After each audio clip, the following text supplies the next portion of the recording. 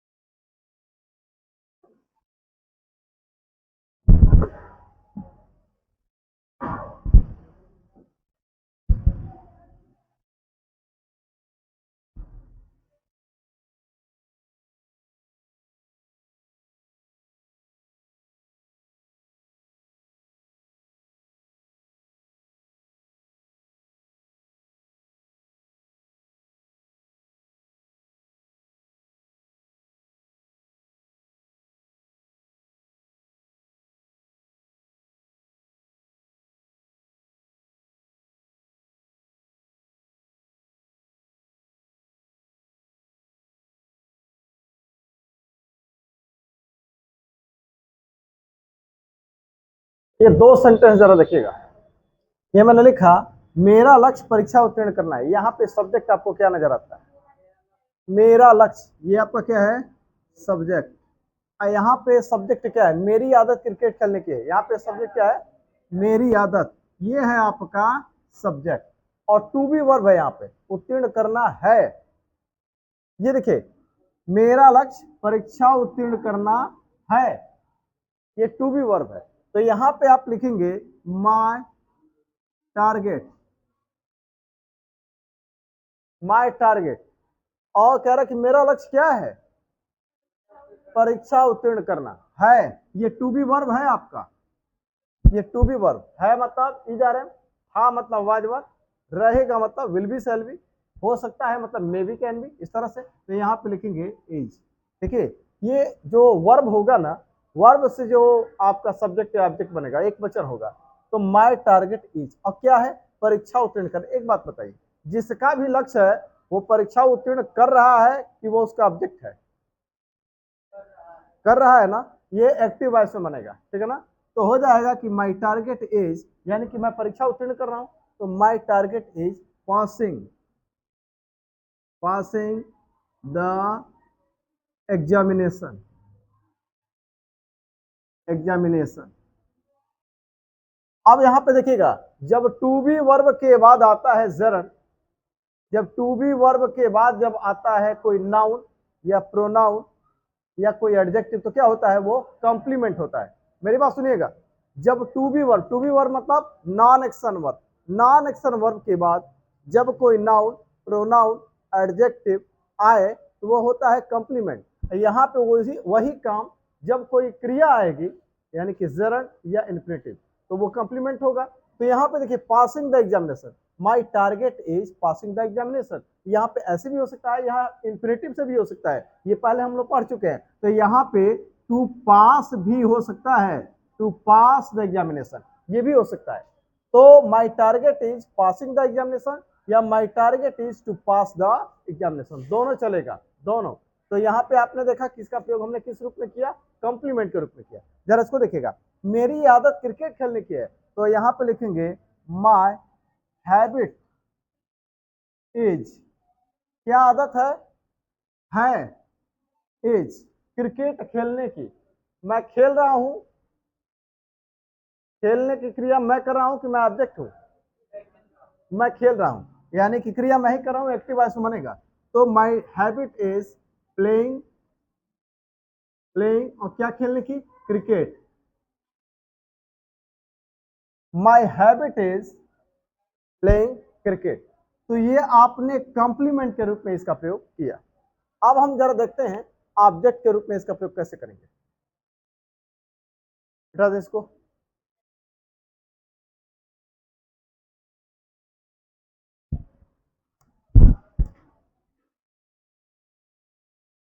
इसका प्रयोग सबसे ज्यादा ट्रिकी, इन्फिनेटिव का और जेरंड का सबसे ट्रिकी अगर यूज है तो वो ऑब्जेक्ट के रूप में है।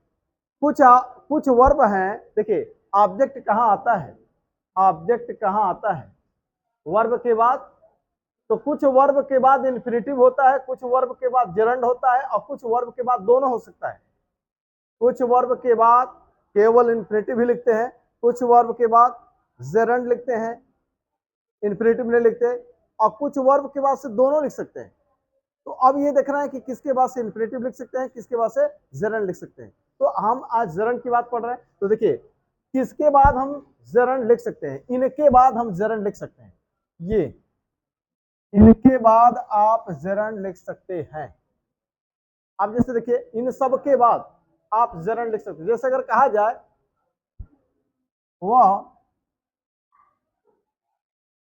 वह खेलने से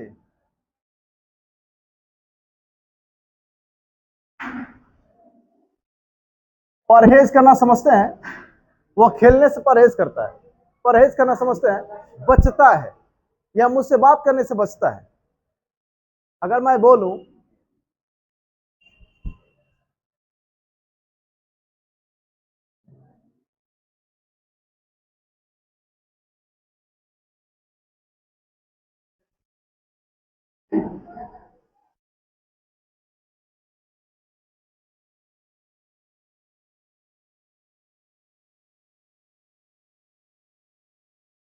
लिखा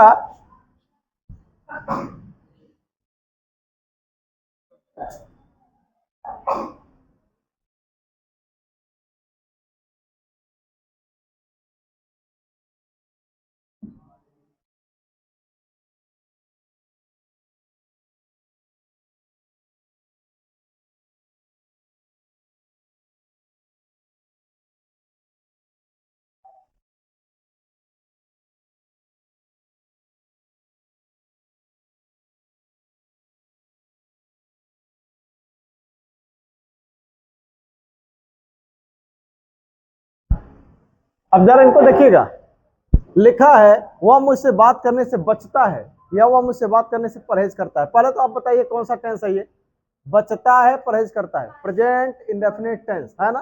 तो सबसे पहले सब्जेक्ट, अब बचना या परहेज करना, अवॉइड, अवॉइड, तो लिखेंगे अवॉइड, अवॉइड। आप देखिए ही सी इट और एक वचन है तो यस यस आई यस भी लगेगा, तो हो जाएगा ही अवॉइड्स। अब क्या किस चीज से अवॉइड करता है, मुझसे बात करने से, ये है इसका ऑब्जेक्ट, मुझसे बात करने से, तो यहाँ पे जरन का यूज करेंगे। अच्छा एक बात बताइए, बात वह खुद कर रहा है, बात करने की क्रिया वह खुद कर रहा है कि वो ऑब्जेक्ट है, खुद कर रहा है ना, यही बात भी कर रहा है यानी एक्टिव वॉइस में, तो he avoids talking, he avoids talking to me. Talk के बाद से जब कोई ऑब्जेक्ट लिखते हैं, देखिएगा बात करना, बात किसे कर रहा है, मुझसे, तो कह रहा है कि जब टॉक के बाद से कोई ऑब्जेक्ट लिखते हैं तो वहां पे हम क्या लिखते हैं, इनडायरेक्ट ऑब्जेक्ट लिखते हैं, तो वहां पे टू भी लगाते हैं, तो talking to me, he avoids talking to me.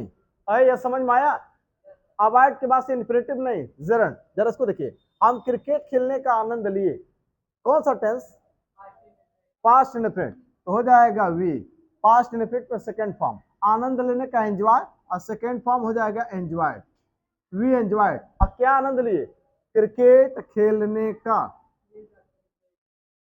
Cricket हम खेले, हम खुद ही खेले, तो हो जाएगा प्लेइंग, प्लेइंग जरन, इंफिनिटिव नहीं जरन, तो वी एंजॉयड प्लेइंग क्रिकेट। अब जरा अगला देखिए, वह धूम्रपान करने से नफरत करता है, पहले कौन सा टेंस, प्रेजेंट इंडेफिनिट टेंस, तो हो जाएगा ही, नफरत करना hate, yes yes I yes भी लगाते हैं, प्रेजेंट इंडेफिनिट है, तो ही हेट्स। अब क्या करने से नफरत करता है, धूम्रपान करने से, धूम्रपान करना क्रिया हो गई, तो हो गया हमारा, धूम्रपान करने का होता है स्मोक, स्मोक मीन्स धूम्रपान करना, आईएनजी लगाता है, तो ही हेट्स स्मोकिंग। यहां तक समझ में आया, ऊपर मिटा दे थोड़ा सा।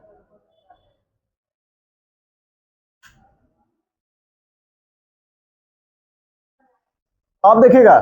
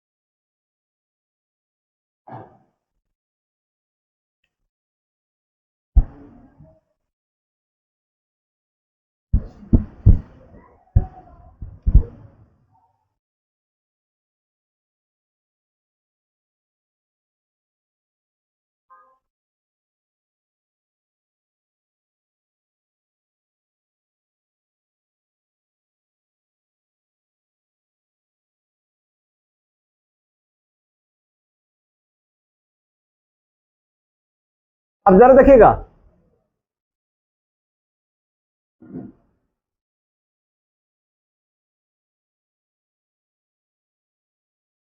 ये सेंटेंस लिखा है वो छक्का मारने से चूक गया। चूकने का क्या होता है? चूकने का मिस मतलब चूक जाना, मिस कर जाना। तो यहाँ पे चूक गया कौन सा tense? Past indefinite. Past indefinite तो लिखेंगे ही मिस्ड। क्या चूक, क्या क्या चूक गया? छक्का मारने से, मारना, हिट, तो यहां पे हो जाएगा हिटिंग। ही मिस्ड हिटिंग। क्या मारने से? सिक्स, तो hitting a six. He missed hitting a six. जरा देखिएगा, मैं उसके बोलने पर ध्यान नहीं देता हूं, बोलने पर, उसके बोलने पर।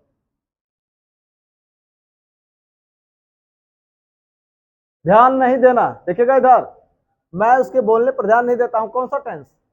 Present indefinite tense. और नहीं देता हूं, नहीं भी आया तो डू नॉट या does not, I do not. और ध्यान देना, माइंड, माइंड मीन्स ध्यान देना, आई डू नॉट माइंड। और मैं क्या नहीं ध्यान देता हूं? उसके बोलने पर। जरा ध्यान से सुनिएगा, बोलता कौन है? उसके बोलने पर, उसके, उसके के लिए क्या लिखेंगे? हाँ, देखिएगा एक बात बता दें, माय, मेरे बोलने पर, माय स्पीकिंग, हमारे बोलने पर, आर स्पीकिंग, तुम्हारे बोलने पर, योर स्पीकिंग, उसके बोलने पर, he is speaking, her speaking. समझ में आ रहा है? ही इज स्पीकिंग मतलब देखिएगा, इन्फिनेटिव के पहले ये सब पासेसिव का प्रयोग करते हैं, यानी कि इन्फिनेटिव नहीं, जरण, यानी कि इन पासेसिव के बाद हम जरण का यूज करते हैं। यानी कि माई स्पीकिंग और उसके बोलने पर हिज या हर, तो अगर इसको पुरुष मानते हैं तो हिज, और महिला मानते हैं तो हर, तो हो जाए I do not mind his speaking. अगला सेंटेंस है, मेरे देर से आने को माफ करिए। माफ करिए, ये देखिएगा, यहां पे किसी को कुछ करने के लिए कहा गया। कृपया, यहां पे एक शब्द बढ़ा दे रहे हैं, कृपया मेरे देर से आने को माफ करिए। चलिए भाई, मेरे देर से आने को माफ करिए, कृपया। अच्छा, यहां पे सब्जेक्ट नहीं है क्या सब्जेक्ट? नहीं। तो देखिए, कौन माफ करेगा तो नहीं दिया, कह रहा है यहां पे तुम छिपा हुआ, लेकिन लिखते नहीं है। ऐसे सेंटेंस को शुरू करेंगे कहां से? वर्ब से, वर्ब से। लेकिन कृपया आया है तो लिखेंगे प्लीज। माफ करना, एक्सक्यूज, एक्सक्यूज, प्लीज एक्सक्यूज। अब क्या माफ करना है? मेरे देर से आने को, मेरे देर से आने को, कौन आया? मेरे आने को, मेरे आने को माफ करिए, देर से, तो मेरे आने मतलब माय कमिंग। अब कम क्या देखिएगा, आना क्या है? वर्ब, तो हम पासेसिव के बाद से क्या कर देंगे? जरन का यूज करेंगे। तो please excuse my coming late. समझ में आया है? यानी पासेसिव के बाद से हम जरन का यूज करते हैं। अगर कोई क्रिया पासेसिव के बाद से लिखना, मेरा आना, तुम्हारा आना, उसका आना, मेरा जाना, उनका आना, इसका होना, इस तरह की चीजें हैं। यानी इनके बाद अगर कोई क्रिया आती है, ध्यान से सुनिएगा, मेरे के बाद क्रिया आती है माई कमिंग, हम our coming, your coming, he is coming, her coming, they are going, it's happening, this happening, that happening, these happening, those happening. समझ में आ रहा है? यानी इनके बाद अगर कोई क्रिया आए, मेरा, तुम्हारा, उसका, उसकी, उनका, उनकी, इसका, यह, वह, ये, वे, इनके बाद अगर कोई क्रिया आती है तो आप उसका जरंडियल फॉर्म ही लिखेंगे। समझ में आया? अब जरा देखिएगा,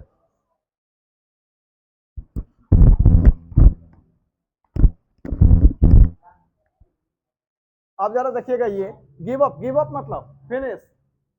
मैंने क्रिकेट, मैंने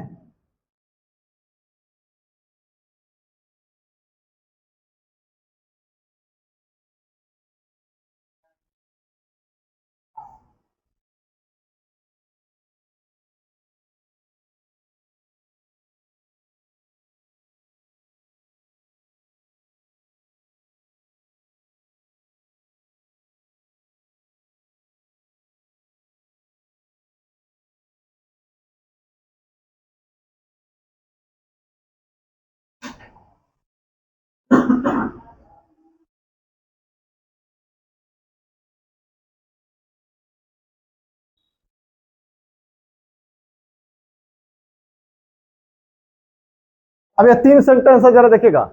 मैंने क्रिकेट खेलना समाप्त किया, मैंने क्रिकेट खेलना समाप्त किया। समाप्त करना, कौन? मैंने, आई। समाप्त किया, past indefinite second form, I finished. Finish मतलब समाप्त करना, फिनिश्ड का सेकंड फॉर्म फिनिश्ड। अब मैंने क्या समाप्त किया? क्रिकेट खेलना, खेलना यानी कि जरन, प्लेइंग, और क्या? Cricket, playing cricket. अगला है कि वह क्रिकेट खेलना छोड़ दिया। छोड़ना, गिव अप मतलब छोड़ना। गिव के साथ, गिव मतलब देना, देखिए गिव के साथ अप लगा दिए तो गिव अप मतलब छोड़ना, त्यागना। ठीक है, तो वह क्रिकेट खेलना छोड़ दिया, तो क्या? ही छोड़ दिया, पास्ट इंडेफिनिट। तो गिव का सेकंड फॉर्म क्या होगा? गेव। तो हो जाएगा he gave up. Gave up, क्या छोड़ दिया? क्रिकेट खेलना। तो हो जाएगा प्लेइंग क्रिकेट। अब देखिए बताएं, देखिए गो मतलब क्या होता है? गो मतलब जाना, और गो ऑन मतलब जारी रखना। गो मतलब जाना, और गो ऑन मतलब जारी रखना। कीप मीन्स रखना, कीप मीन्स रखना, और कीप ऑन मतलब जारी रखना। समझिएगा, गो मीन्स जाना, लेकिन गो ऑन हो गया तो जारी रखना। कीप मीन्स रखना, लेकिन कीप ऑन मतलब जारी रखना। समझ में आया? अब सुनिएगा, वह क्रिकेट खेलना जारी रखा। कौन सा टेंस? पास्ट इंडेफिनिट टेंस, जारी रखा। तो हो जाएगा ही। अब देखिए वो पास्ट इंडेफिनिट ना, तो गो का क्या होगा? वेंट हो जाएगा। हो जाएगा ना? तो हो जाएगा he went on, went on. अगर आप चाहे तो कीप ऑन भी लिख सकते हैं, तो कीप ऑन का सेकंड फॉर्म क्या होगा? Kept on. He went on, अच्छा है, केप्ट ऑन, केप्ट ऑन, दोनों में से कोई एक। He went on, he kept on, क्या जारी रखा? क्रिकेट खेलना, प्लेइंग क्रिकेट, प्लेइंग क्रिकेट।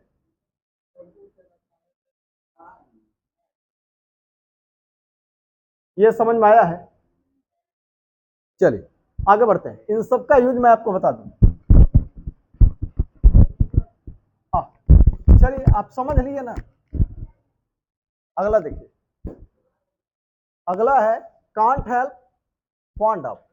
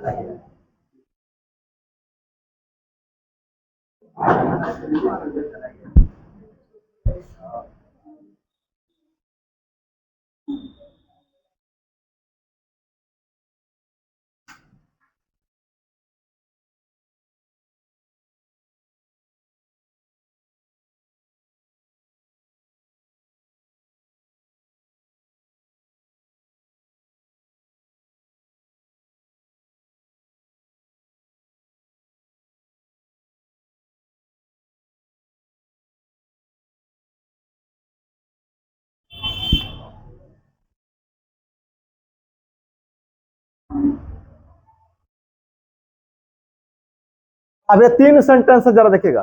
वह बोलने से नहीं रह सकता है। वह बोले बिना नहीं, बोलते हैं ना, वह बोले बिना नहीं रह सकता है। वह बोले बिना नहीं रह सकता है, या वह बोलने से नहीं रह सकता है। वह खेले बिना नहीं रह सकता है, खेलने से नहीं रह सकता है। तो वह बोलने से नहीं रह सकता है, या बोले बिना नहीं रह सकता है। तो इसका मतलब यहाँ पे लिखते हैं कांट हेल्प, कांट हेल्प। अब पास्ट इंडेफिनिट में करना होगा तो हो जाएगा couldn't, couldn't help, can't help, can't help. अब पास्ट इंडेफिनिट में कुडंट हेल्प।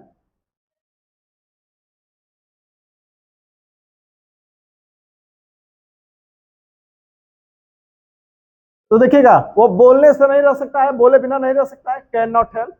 तो यहाँ पे लिखेंगे ही कैन, कांट हेल्प, अच्छा है, कैन नॉट हेल्प, एक ही बात है। अगर कहा जाए वो बोलने से नहीं रह सका, नहीं रह सका, या नहीं रह सकता था, तो यहाँ पे कुडंट हेल्प। अब क्या? बोलने से, किससे? बोलने से। तो यहाँ पे जरन का यूज क्या है? बोलना भी तो क्रिया है ना, तो इसके बाद से जो क्रिया होगी जरन लिखेंगे। इन्फिनेटिव नहीं, तो हो जाएगा he can't help speaking, he can't help speaking। वह क्रिकेट खेलने का शौकीन है, बोलते हैं ना, कोई खेलने का, कोई पढ़ने का, कोई दौड़ने का, कोई धूम्रपान का शौकीन है, कोई पीने का भी शौकीन है ना। भाई सबका अलग अलग शौक है, किसी का अच्छा किसी का बुरा, है ना। खैर वह क्रिकेट खेलने का शौकीन है, क्रिकेट खेलने का शौकीन है, तो लिखेंगे ही इज, है और क्या है, शौकीन। शौकीन, फॉन्ड ऑफ मतलब होता है शौकीन। अब देखिए यहाँ पे नहीं लिखे, यहाँ पे आपको बना के दिखा रहे हैं, तो he is fond of, fond of मतलब शौकीन, फॉन्ड ऑफ मीन्स शौकीन। ही इज फॉन्ड ऑफ किसका शौकीन है, क्रिकेट खेलने का, तो हो जाएगा क्रिकेट खेलना, प्लेइंग क्रिकेट।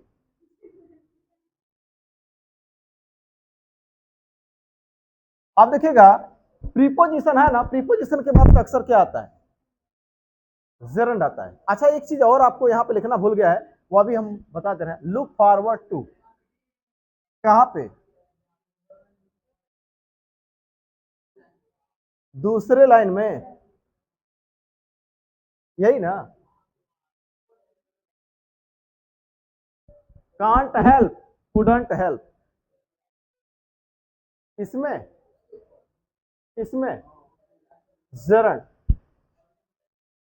चलिए ठीक, वह पढ़ने से उब गया है, वह पढ़ने से उब गया है, तो उब गया है, he is tired of, he is tired of, tired of मतलब उबना, इज टायर्ड ऑफ वह उब चुका था, वाज टायर्ड ऑफ, ये टू बी वर्ब के साथ आता है, tired of, fond of, can't, तो ये आएगा टू बी वर्ब के साथ, तो ही इज टायर्ड ऑफ किससे, पढ़ने से, तो हो जाएगा studying, he is tired of studying. अच्छा यहाँ पे फेड अप विथ का भी प्रयोग कर सकते हैं, फेड अप विथ, तो फीड से फेड बना है, फीड मतलब खिलाना, फीड मीन्स खिलाना, आप फेड उसका सेकेंड और थर्ड फॉर्म, फेड मीन्स खिलाया, फीड मतलब खिलाना वर्ब है, आप फेड अप, अब फेड क्या है, सेकेंड और थर्ड फॉर्म, खिलाया। लेकिन यहाँ पे अगर कहा जाए फेड अप विथ, तो फेड अप विथ का मतलब भी होता है उब जाना, फेड अप विथ का मतलब भी होता है उब जाना, तो फीड जो है, फीड का फेड ये अपने आप में वर्ब है, तो यहाँ आप ऐसे भी लिख सकते हैं कि ही फेड अप, उब गया है, तो आप यहाँ पे ऐसे लिख सकते हैं ही इज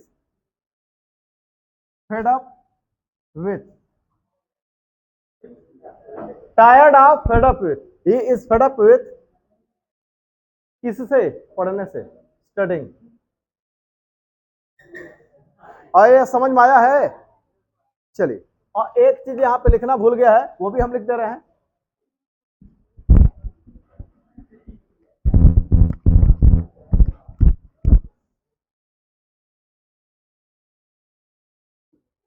एक शब्द यहाँ पे है look forward to, look forward to, हाँ हाँ इसी में एक और बढ़ा लीजिएगा, लुक फॉरवर्ड टू। अब जरा देखिएगा, लुक फॉरवर्ड टू का मतलब इंतजार करना या उम्मीद करना, इंतजार करना या उम्मीद करना। जैसे अच्छा कहा जाए मैं उसके आने का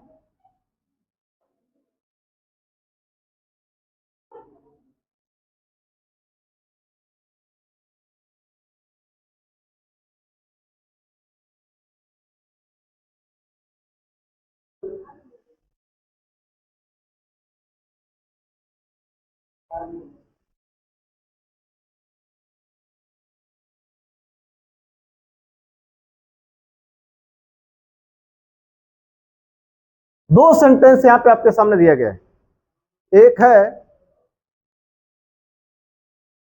मैं उसके आने की उम्मीद करता हूं, उम्मीद करना, लुक मतलब क्या है, लुक मीन्स देखना, लेकिन वो लुक फॉरवर्ड टू का मतलब क्या हो गया, उम्मीद करना, इंतजार करना, मैं उसके आने का इंतजार कर रहा हूं, तो I am looking forward to his coming. खैर देखिएगा, मैं उसके आने की उम्मीद करता हूं या आने का इंतजार करता हूं, दोनों का, उम्मीद करना या इंतजार करना, इंतजार करता है, करता हूं हो जाएगा ना। मैं उसके आने की उम्मीद करता हूं, मैं उसके आने का इंतजार करता हूं। उम्मीद करना इंतजार करना दोनों के लिए लुक फॉरवर्ड टू। ठीक है, तो आप लिखेंगे कौन सा टेंस, प्रेजेंट इंडेफिनिट टेंस। तो लिखेंगे आई लुक, अगर ही सीट और एक वचन होता तो यस लगा देते, लुक्स हो जाता। और कर रहा हूं होता तो is R M, I am looking forward to. तो आई लुक फॉरवर्ड, अगर यहां पे इसको कंटिन्यूअस में बना दे तो क्या होगा, कर, मैं उसके आने का इंतजार कर रहा हूं, रहा हूं। चलिए कंटिन्यूअस में बना देते हैं, रहा हूं, मैं उसके आने की उम्मीद कर रहा हूं या इंतजार कर रहा हूं। तो यहां पे क्या होगा, रहा है, रही है, इज आर एम। और देखिए तब यह लुक का कौन सा फॉर्म होगा, looking. I am looking forward to, forward to. अब एक चीज सुनिएगा, इन्फिनेटिव क्या होता है, इन्फिनेटिव में टू प्लस वर्ब का फर्स्ट फॉर्म होता है, समझ में आ रहा है। तो टू के बाद से कौन सा क्या होता है, वर्ब का फर्स्ट फॉर्म होना चाहिए। लेकिन यहाँ पे आईएनजी फॉर्म लगाएंगे क्योंकि ये प्रीपोजिशन के रूप में अकेले नहीं है, ये पूरा जो है आपका एक फ्रेजल वर्ब है। और टू के बाद से यहाँ पे हमेशा कंफ्यूजन होगा, जो इसको जानने वाले हैं वह यहाँ पे अक्सर ये तर्क करेंगे कि टू के बाद से तो वर्ब का फर्स्ट फॉर्म आके और बनाता है इन्फिनेटिव, तो यहाँ पे फर्स्ट फॉर्म आना चाहिए इन्फिनेटिव बनाने के लिए, नहीं। लेकिन लुक फॉरवर्ड टू के साथ जरंड आएगा, इन्फिनेटिव नहीं आएगा। यानी कि लुक फॉरवर्ड टू के बाद से वर्ब में आईएनजी फॉर्म यानी कि जरंडियल फॉर्म आएगा, फर्स्ट फॉर्म नहीं। I am looking forward to, उसके आने, उसके आने मतलब देखिएगा आने के पहले क्या है, उसके, मेरे, तुम्हारे। तो मैंने कहा ना, my coming, our coming, your coming, his coming, her coming, their coming, it's happening, this happening, that happening, this happening, those happening. तो यहाँ पे लिखेंगे I am looking forward to his coming. अब जरा इसको देखिए, तुम्हारे जाने का कोई फायदा नहीं है। अरे जब कहा जाए ना इसका कोई फायदा नहीं, इसका कोई फायदा नहीं, there is no use of, there is no use, बोलने का कोई फायदा नहीं, there is no use speaking, there is no use speaking. तो यहां पर देखिए कोई फायदा नहीं है, कोई फायदा नहीं है, देयर इज नो यूज या it's no use, it is no use. एक minute, it is no use, it is का यूज करें, it is no use, it is no good. आप लिखेंगे कोई फायदा नहीं है, इट इज नो यूज या इट इज नो गुड। ये प्रयोग है, it is no use, it is no good, it was no use, it was no good, कोई फायदा नहीं है, it is no use, it is no good, कोई फायदा नहीं था, it was no use, it was no good, कोई फायदा नहीं रहेगा या नहीं होगा, it will be no use, it will be no good. किसका, आप देखिएगा नो यूज के बाद it is no use, it is no good के बाद से क्या होगा, तुम्हारे जाने का, योर गोइंग, योर गोइंग। यहां तक समझ में आया है, आया है। अब आगे देखिए प्रीपोजिशन, पहले इसको देख लेते हैं, छोटा सा प्रयोग है। प्रीपोजिशन के बाद हमेशा जरंड होगा, इन्फिनेटिव नहीं होगा। एक अबाउट ही एक ऐसा प्रीपोजिशन है जिसके बाद से हम जरंड का यूज करते हैं, बाकी सारे प्रीपोजिशन के बाद नहीं। अबाउट एक ऐसा है प्रीपोजिशन कि उसके बाद हम इन्फिनेटिव का यूज करते हैं, उसके बाद जितने प्रीपोजिशन होंगे सबके साथ हम जरंड का यूज करेंगे। जैसे देखिएगा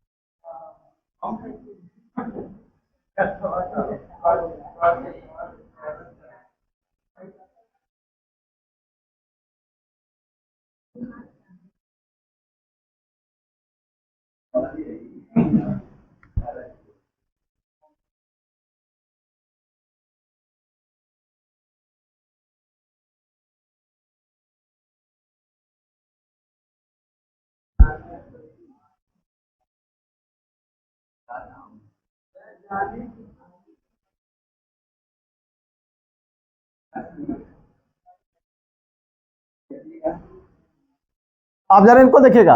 मैं जाने के बाद, एक minute,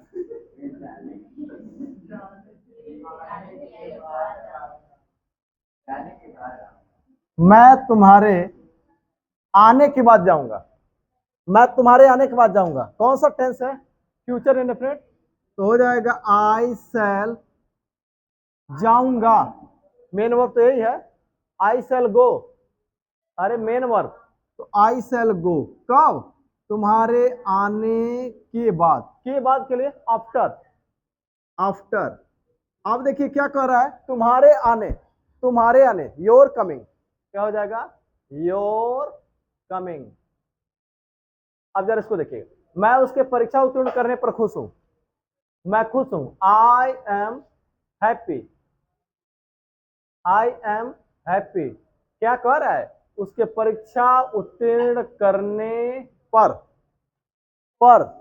eight, I am happy at, उसके उत्तीर्ण करने पर।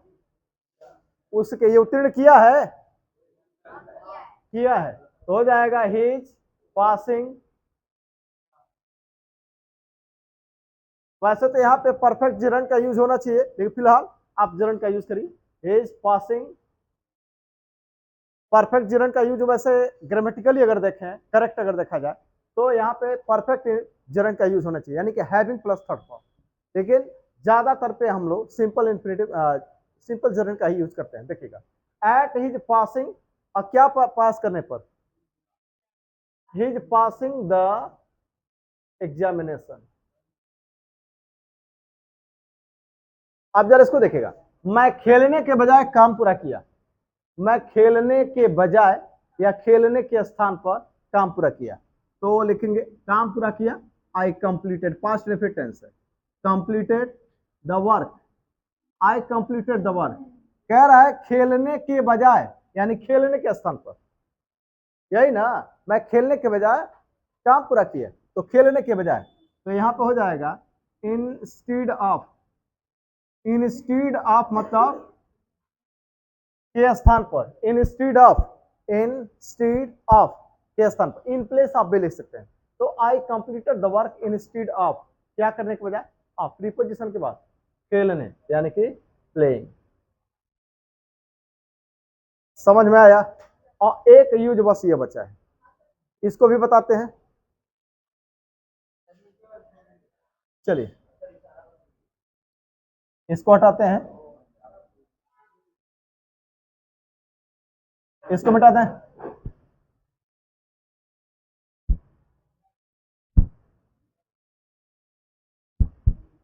अब देखिए, पॉसेसिव के बाद से इनका हम जेरन का यूज करते हैं। जैसे देखिए,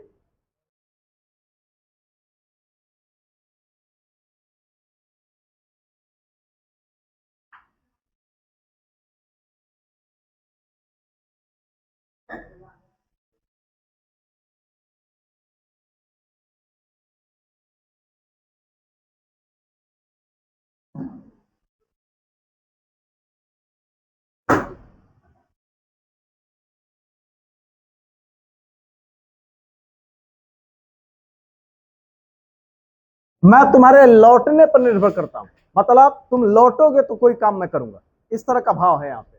तो यहाँ पे क्या लिखेंगे? निर्भर करने के लिए लिखते हैं डिपेंड। डिपेंड मतलब होता है निर्भर करना, निर्भर करना, ये वर्ब है। डिपेंड मतलब होता है निर्भर करना, तो मैं निर्भर करता हूं, आई डिपेंड। अगर ही सीट और एक वचन होता तो यस यस आई यस लगाते, नहीं दिया, आई है तो नहीं लगाएंगे। अब किस पर निर्भर करता हूं?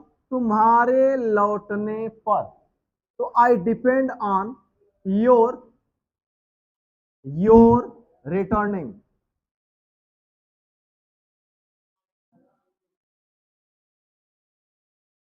आप सुनिएगा, मैं तुम्हारे लौटने पर निर्भर करता हूं।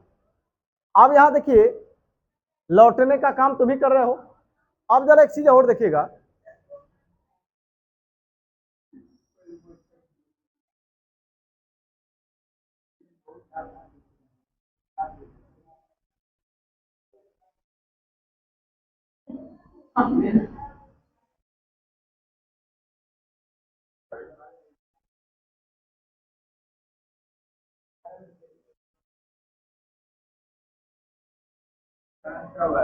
अब देखिएगा, मैं उसको दंडित किए जाने पर आपत्ति किया,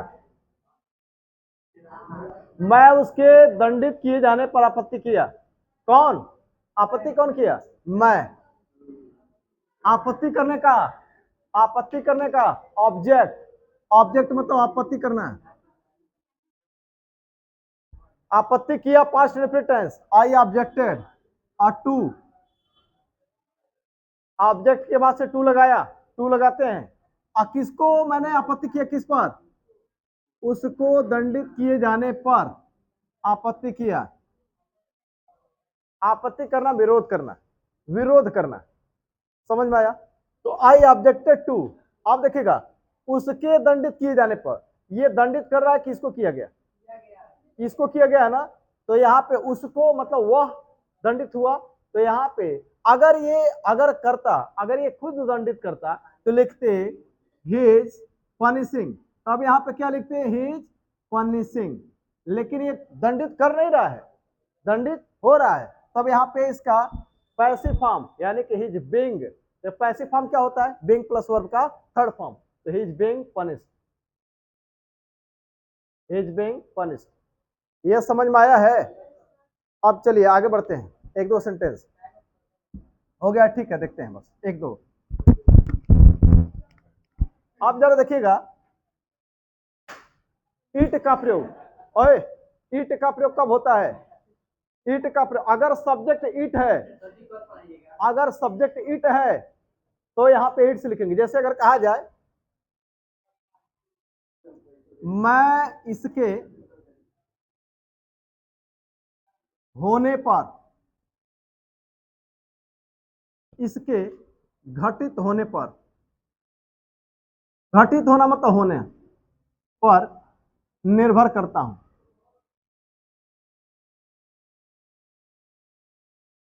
अब देखिएगा, मैं इसके घटित होने पर निर्भर करता हूं, तो हो जाएगा आई डिपेंड। आप इसके लिए क्या लिखेंगे? अब देखिए, ईट कहां लगाते हैं? निर्जीव के लिए ईट लगाते हैं, निर्जीव के लिए, और एक वचन सजीव के लिए, ठीक है। तो अब यहां पे देखिए, सुनिधर, अब यहां पे लिखेंगे ईट का ईट्स हो जाएगा, I depend on it's happening, it's happening.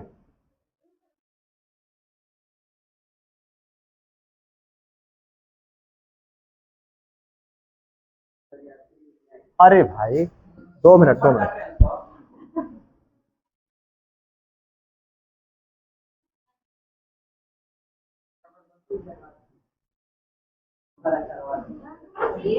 यहां मैंने लिखा, मैं इसके भौंकने सूख चुका हूं।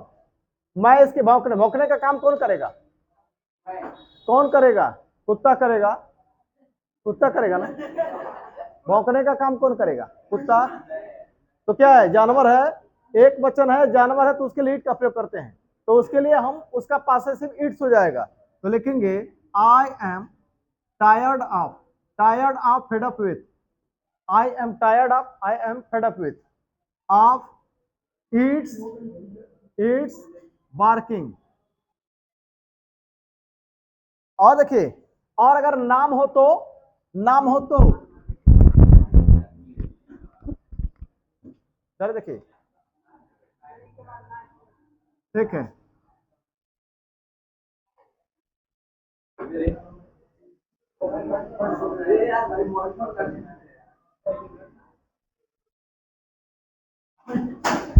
अब देखिए मैं राजेश के आने का इंतजार कर रहा हूं, तो हो जाएगा I am waiting for Rajesh के आने। तो यहां कैसे लिखेंगे?